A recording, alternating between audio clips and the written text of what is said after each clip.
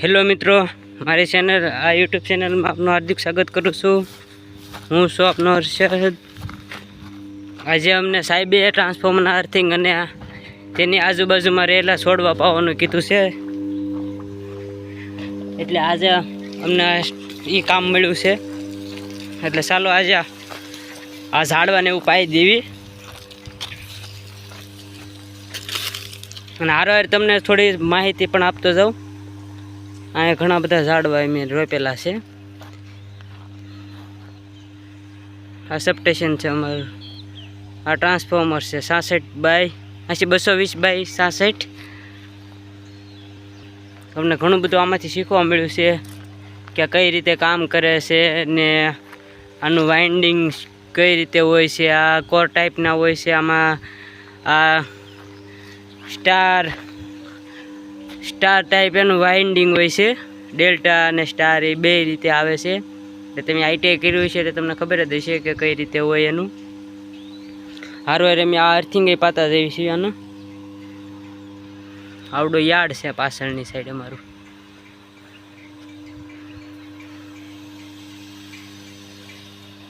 બીજો એક વીજ અમારો એપ્રેન્ટિસ છે, એ હમણાં ટેસ્ટિંગની ટીમ આવી છે એની હારવાર છે।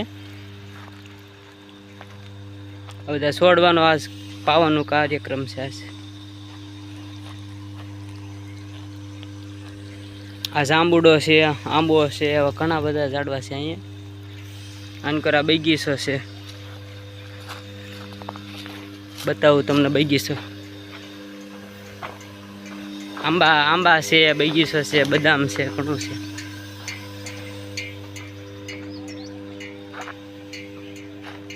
આ ટ્રાન્સફોર્મર છે 220/66।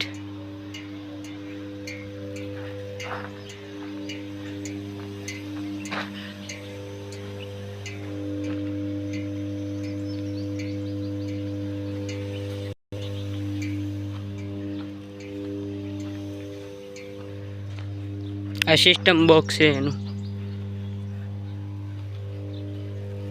આ વાઇન્ડિંગ ટેમ્પરેચર ને ઓઇલ ટેમ્પરેચર જોવા માટે આનું છે, એનો હું અલગથી તમને વિડીયો બતાવી દઈશ।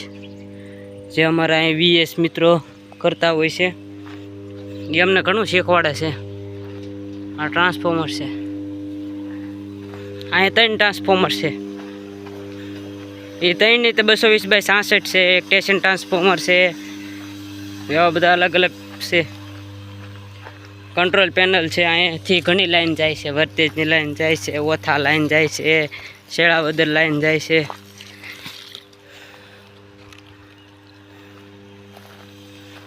છ લાઈન છે એ 220ની છે અને 8 લાઈન છે એ 66ની છે, ઘણી જગ્યાએ જાય છે।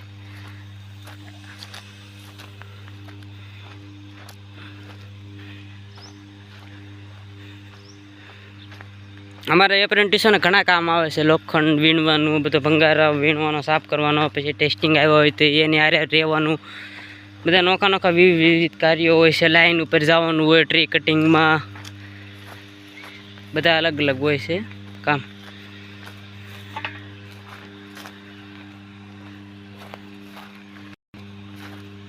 અમારો એક બીજો મંત્ર છે એ ટેસ્ટિંગ કરવા ગયો છે, સ્ટાફ આવ્યો છે અમરેલીથી।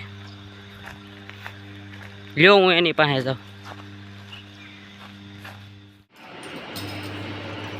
જો મિત્રો આવી રીતના ટેસ્ટિંગ કરવાનું હોય છે। આ ટીમ અમરેલીથી આવે છે, જે આવી રીતના લેપટોપ ને એવું બધું લઈને આવે છે।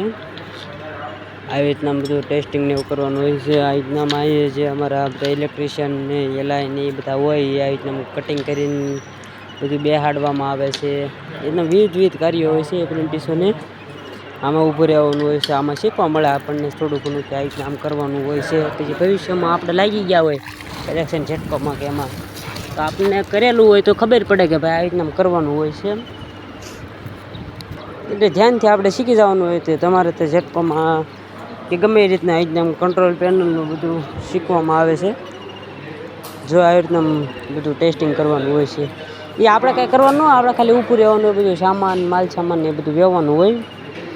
ને જે ટેસ્ટિંગ કરતા હોય ને શાંતિથી જો ઊભું રહેવાનું ને એ અમુક સમજાવે અમુક સાહેબા કે આ રીતના આપણે ટેસ્ટિંગને આ રીતના બધું કીટું ને આ રીતના બધું વાપરવાનું હોય છે એવી રીતના અલગ અલગ બધી રીતે હોય છે. જુઓ મિત્રો આ રીતના હોય છે. તમને સારું લાગે તો મારી ચેનલને સબસ્ક્રાઈબ લાઈક શેર કરી દેજો. તમારા અન્ય મિત્રોને જે કોઈ હોય એપ્રેન્ટિસ કરવાનું બાકી હોય કે કરતા હોય એને આ વિડીયો જરૂરથી શેર કરજો જેથી કરીને એને પણ માહિતી મળે કે સિટકોમાં એપ્રેન્ટિસ કરતા પહેલાં આ બી અલગ પડી જાય કે આવી રીતે એકમાં રિલેજ આવે ને એકમાં કંટ્રોલ છે. જો આમાં કાંઈ એવો છે પાછા ઓલો ડેક છે જો જાણી લો તમે આ રીતના હોય છે બધું કરવાનું. એમની દર વખતે જ્યારે ટેસ્ટિંગવાળા આવશે તે 1-2 જણા આરોડ ઉપર આવી છે એવી નહીં કે કંટ્રોલ પેનલનું ટેસ્ટિંગ હોય છે. અલગ અલગ યાર્ડમાં ટેસ્ટિંગ હોય છે. સિટીના 10 ડેલ્ટા ને એવું બધું લેવાનું હોય છે. ઘણી રીતે અલગ અલગ રીતે બધું હોય છે. ત્યારે એમની બધા આરોડ સાથ સરકારથી ઊભા રહીને બધું શીખવી જાણવી અને તે ટેસ્ટિંગવાળા તે સારા આવે છે એ રીતે આપણને બધું શીખવાડે છે અને બધું જાણવા મળે આપણને. જુઓ આપ જોઈ શકો છો. પાણી પાતા થઈને ત્યાં વહી આવ્યો છું. ટેસ્ટિંગમાં તો મને કાંઈ ખબર નથી પડતી હું હજી કરે છે એ લેપટોપમાં 10 ડેલ્ટા એવું કાંઈક લે છે. હવે મને કાંઈ ખબર નથી પડતી એમાં તો હું કરે છે. પારવાર સાહેબો કહે એટલે રહેવું પડે. હું શીખવે મળે કાંઈક ને ભવિષ્ય કાંઈક આમાં ઝટકોમાં લાગ્યા હોય ત્યારે કામમાં આવે. બાકી તો રીતના પાણી પાવીને વાહવા ને બધા રીતે કામમાં તો બધી રીતે મજા આવે છે.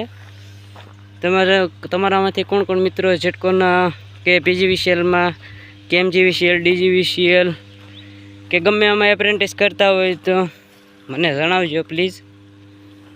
સારું તે હું આપનો મિત્ર હર્ષદ આપની રજા લઉં છું. Thank you. સબસ્ક્રાઈબ મારી ચેનલને સબસ્ક્રાઈબ કરી નાખજો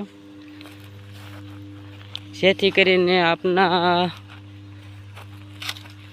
આ એક વિડીયો જોવાથી અને તમારા મિત્રોને શેર કરવાથી મને ઘણું મોટિવેશન મળે છે અને હું આવે ને વિડીયો મૂકતો રહીશ. Thank you. જય હિન્દ, જય ભારત.